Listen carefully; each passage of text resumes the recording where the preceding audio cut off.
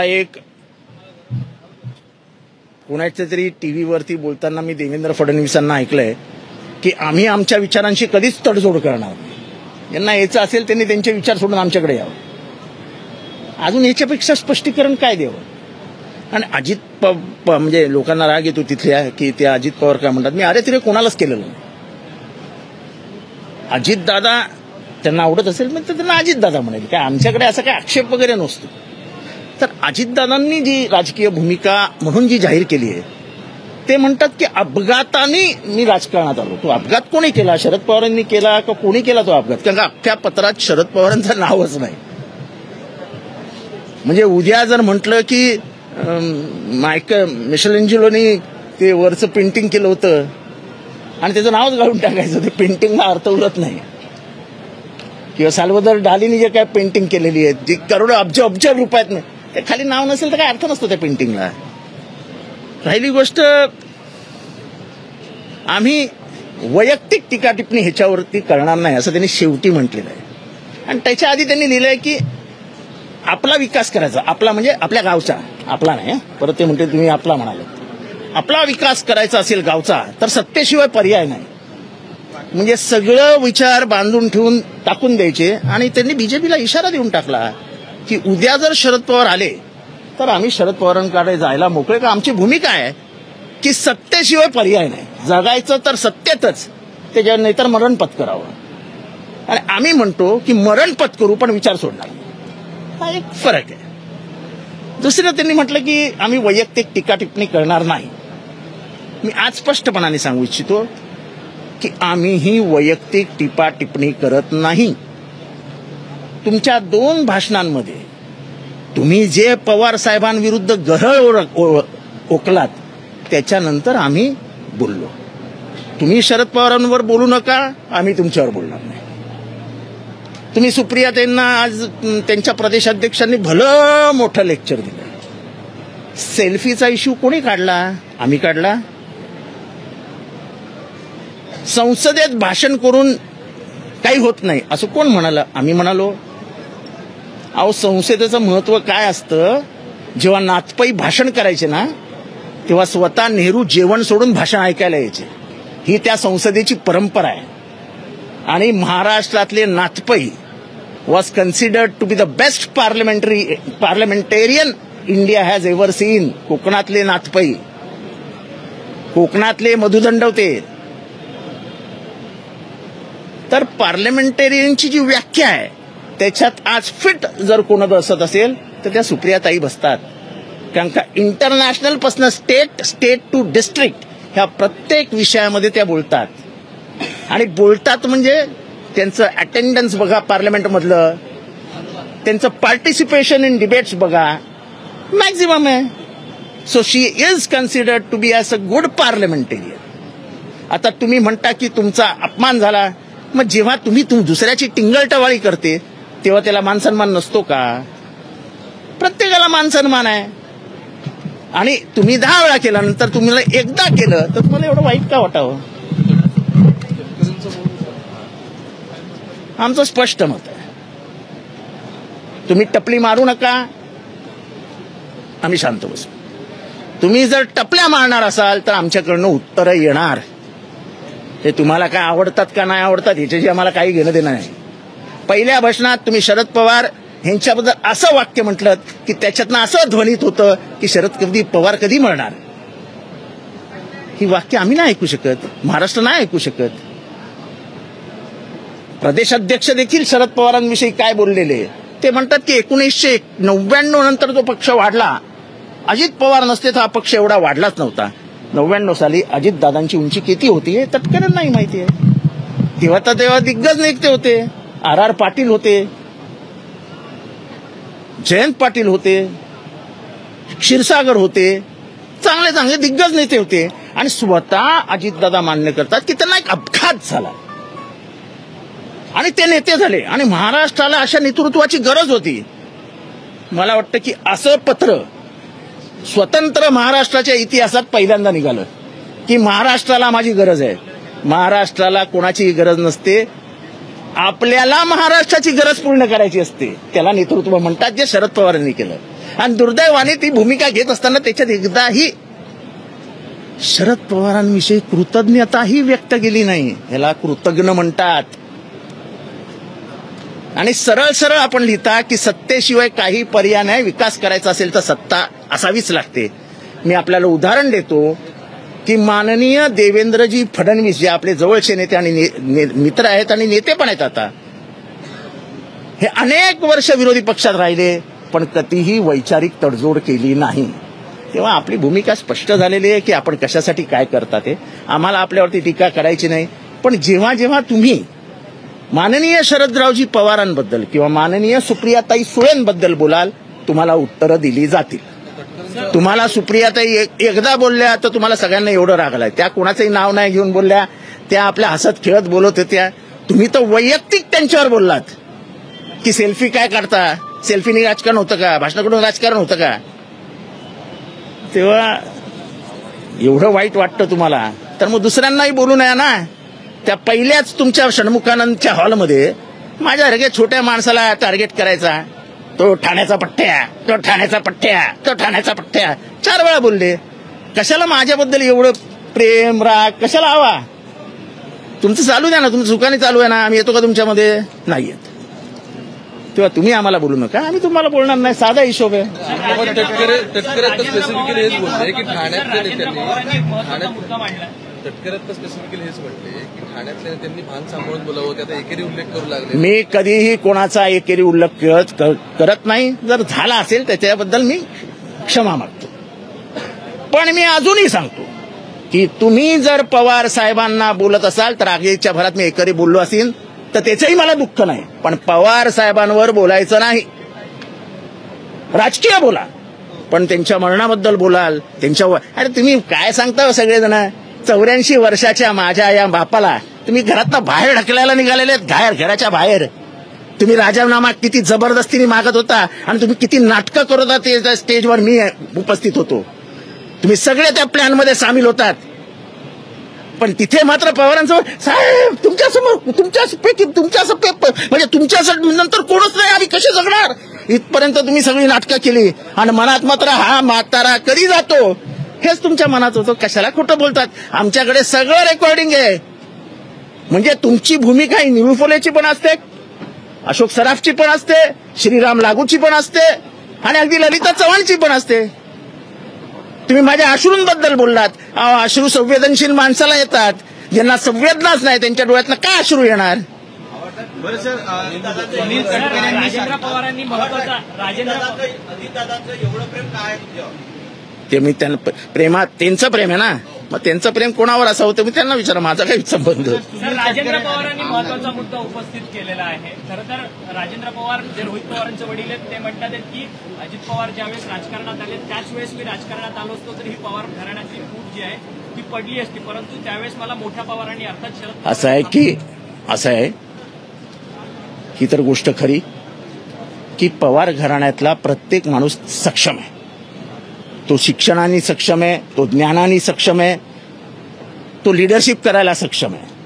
पण प्रत्येक जणांनी आपली मर्यादा सांभाळली होती की साहेब दुखवता कामा नये. मी जेव्हा आत्ताच त्यांच्या नजदीकच्या नातेवाईकांशी बोललो, त्याचं नाव आहे नवीन कोण आले ते युगेंद्र पवार.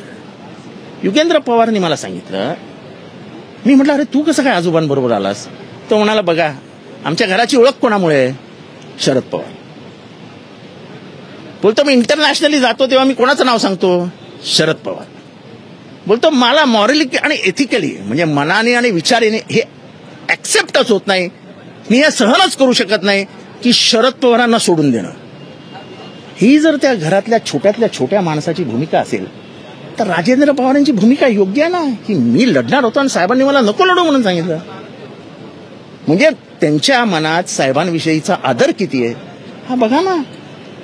मग काय चुकीचं बोलले राजेंद्र पवार. आणि मी अजूनही सांगतो, ज्या पद्धतीने शरद पवारांना अपमानित केलं, त्यांचा पक्ष काढून घेतलात, त्यांचे चिन्ह काढून घेतलं, त्यांचा बँकेचं लॉकर बंद करून टाकलं. आता अफवा आम्ही ऐकतोय की कार्यालयात घुसणार आहेत.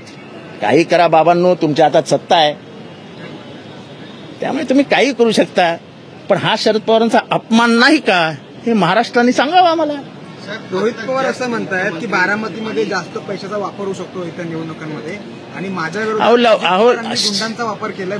अहो सगळ्या लेवलला चाललेत. तुला नोकरीवरनं काढून टाकीन, तुला कर्ज कसं मिळतं ते बघीन, आमदारांना तुमच्या साखर कारखाना अडचणीत आणू, सगळे प्रयोग चालू आहेत. माझ्या इथे तर MPDA लावा असा त्यांचा एक नेता सांगतो आणि नेता म्हणतो की ह्याच्यानंतर माझा नेता कमिशनरला फोन करणार आहे. आता MPDA तडीपारी ही जर इथनं फोनवर होत असेल तर मग राज्य व्यवस्थेला काय अर्थच नाही. कायदा आणि सुव्यवस्था जर 4 लोक बसून ठरवणार असतील की कोणाला तडीपार करायचा, कोणाला MPDA लावायचा, आणि ते पण मला माहित नाही किती मोठे नेते आहेत ते नेते जर फोन करून दम देत असतील की येतोस का नाही का MPDA लावू, त्या माणसाने सांगितलं मी येत पण नाही.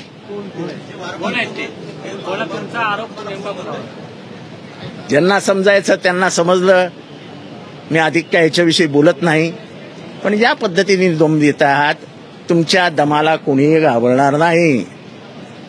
तुम्ही तडीपार करा, तुम्ही आमिष दाखवा, तुम्ही पैसे पाठवा, आम्ही असलं कुठलंही करणार नाही. पण आमची घोषणाची आहे, वाजवा तुतारी आणि गाडा गद्दारी. 8 महिन्यानंतर त्यांना एक भूमिका मांडावी लागली. हे सगळे वैचारिक गोंधळ आहे. मी लिहिलाय माझ्या पत्रामध्ये. हा सगळा वैचारिक गोंधळ आहे. एकीकडे म्हणायचं की मी शिव फुले शाहू आंबेडकर या लाईनीवर चाललोय आणि सरकार मध्ये मात्र गोळवळकर आणि हेगडेवारांच्या विचारांबरोबर बसायचं. महाराष्ट्र काय एवढा वेडा आहे काय? एवढा वेडा आहे महाराष्ट्र? रायगड किल्ल्यावर जे तुतारीचं अनावरण केलं चिन्हाचं, त्याच्यावर पण सुनील तटकरेंनी टीका केली आहे की 40 वर्ष अशा पद्धतीने कुठलेही कार्यक्रम रायगडावर झाले नाही, हे संतापजनक. असं आहे की कुठले कार्यक्रम झाले नाही झाले, सुनील तटकरेंना संताप इतकाच आहे की ही एक गोष्ट पूर्ण महाराष्ट्रात गेली आणि महाराष्ट्राने ती पकडली. त्यामुळे सुनील तटकरे काय म्हणतात त्याला फार महत्व काही देत नाही आम्ही, आणि शरद पवार तर कधीच महत्व देत नाही. भाजपचे नेते असं देखील म्हणतात शरद पवारांना रायगडवर जायला 40 वर्ष लागली. असं आहे की वैचारिक आचरण, राज ठाकरेंच्या एका वाक्याला त्यांनी उत्तर दिलंय. ते म्हणाले, राज ठाकरेंनी एक प्रश्न विचारला की जसं गुजरातमध्ये गेलात की वल्लभभाई पटेल यांच्या नावावर लोक एकत्र येतात, बंगालमध्ये गेलात की तुम्ही सुभाषचंद्र बोस यांच्या नावाखाली एकत्र येतात, तर महाराष्ट्रात असं कुठलं व्यक्तिमत्व आहे ज्याच्यामुळे लोक एक येऊ शकतील? शरद पवारांनी न विचार करता सांगितलं शिवाजी महाराज. आचरणात विचारात शिवशाहू फुले आंबेडकर हवेत. तुम्ही आंबेडकरांच्या चौदार तळ्याला किती वेळा गेलात, किंवा जेव्हा आंबेडकर येतात तेव्हा कोण कोण ते काय आंबेडकर जयंती येते आपल्या ह्याच्यावरती शिवाजी पार्कावरती चैत्यभूमीवर कोण कोण घरं सोडून जातात, हे सगळ्यांना सगळं माहिती हो. फक्त आम्ही कधी बोलत नाही या लेवलला जाऊन. ते आम्हाला शिव फुले शाहू आंबेडकर कोणीही शिकू नयेत. त्यांचे आचार विचार, त्यांचं महिलांविषयीचं धोरण, हे सगळं वास्तवात आणणारा महाराष्ट्रातला एकमेव नेता आहे, त्याचं नाव शरद पवार आहे. शिरूरमधून आढळराव पाटील अजित पवार गटातून लढण्याची माहिती समजते काल. अहो राजकारण आहे, कोणी कोणाकडनं निवडणूक लढवावी त्याच्याबद्दल मी कशाला बोलावं? तुम्ही जे बोलाल आमच्या विरोधात त्याला उत्तर देऊ. बाकी आढळराव लढतायत का कोण लढतंय यांच्याशी आमचं काय घेणं देणं? आमचा उमेदवार ठरलाय.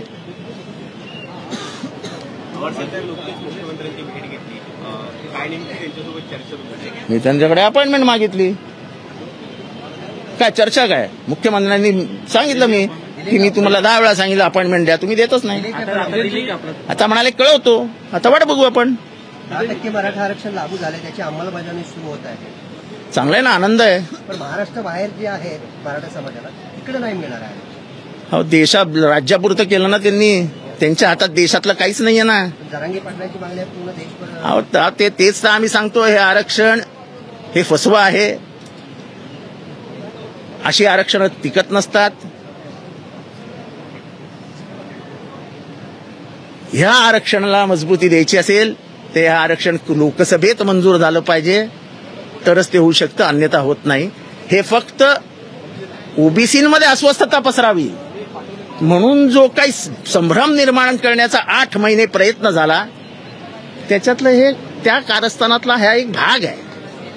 हे कारस्थानच होतं की एकीकडनं मराठ्यांना चढवायचं आणि दुसरीकडनं ओबीसींना घाबरवायचं. म्हणजे ते खाली येतील, मराठे वरती जातील, दोघे एकमेकांना भिडतील आणि मतदान आपल्याला होईल. मतदानाच्या पोटी महाराष्ट्राचा सत्यानाश करणारा 70 वर्षातलं हे पहिलं गव्हर्नमेंट आहे. नाही मला नाही माहित, ते त्याच्याने काय होत मेरे को नहीं, मुझे मालूम नहीं, मैं अभी आया हूँ अंदर. नहीं सर, सवाल ये है कि मनोज जरांगे पाटिल पर अगर FIR होती है, SIT की बात होती है, अब बाकी के नेता कह रहे हैं कि वो वापस लिए जाने की जरूरत है क्योंकि वो समाज के लिए आंदोलन कर रहे हैं. क्या आपकी तरफ से मांग होगी? देखो, अगर हमारे पार्टी ने अंदर मांग रखी है तो मैं पार्टी के साथ रहने वाला एक छोटा कार्यकर्ता हूं. हमारी पार्टी की जो भूमिका है वो हमारी भूमिका है. जैसे पवार साहब ने पहले कहा था कि मराठाओं को आरक्षण दो लेकिन ओबीसी को मत, उसके आरक्षण को धक्का मत लगाओ, उस मुद्दे पे हम आज भी कायम हैं. हम हिले ही नहीं है उससे, तो सवाल ही नहीं आता. दूसरा सवाल ये कि सिटीजनशिप अमेंडमेंट एक्ट जो है, अभी गृह मंत्रालय कह रहा है कि इसके नियम हम लागू करने जाएंगे ठीक आचार संहिता के पहले. देखो, उनका इलेक्शन एजेंडा 2019 में तय हुआ था. अब उसकी अमलबजावनी आखिरी 6 महीने, 3, 4, 5, 6 महीने में, 2 महीने में, 1 महीने में करेंगे. क्योंकि वो 24 घंटा 365 दिन इलेक्शन मोड पे ही रहते हैं, तो करेंगे, सब करेंगे. गट नाही, राष्ट्रवादी काँग्रेस पक्ष, शरदचंद्र पवार हा गट नाही. त्याला इलेक्शन कमिशननी मान्यता दिली आहे आणि सर्वोच्च न्यायालयाने देखील मान्यता दिली आहे, तेव्हा गट नाही.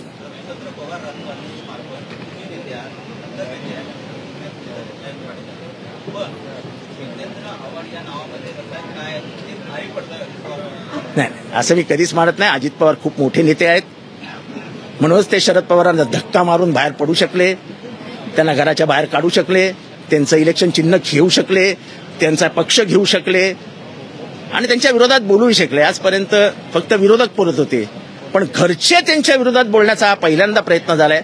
त्यांची तुलना, म्हणजे त्यांच्या उंचीची तुलना माझ्याबरोबर होऊ शकत नाही. मी खूप छोटा माणूस आहे.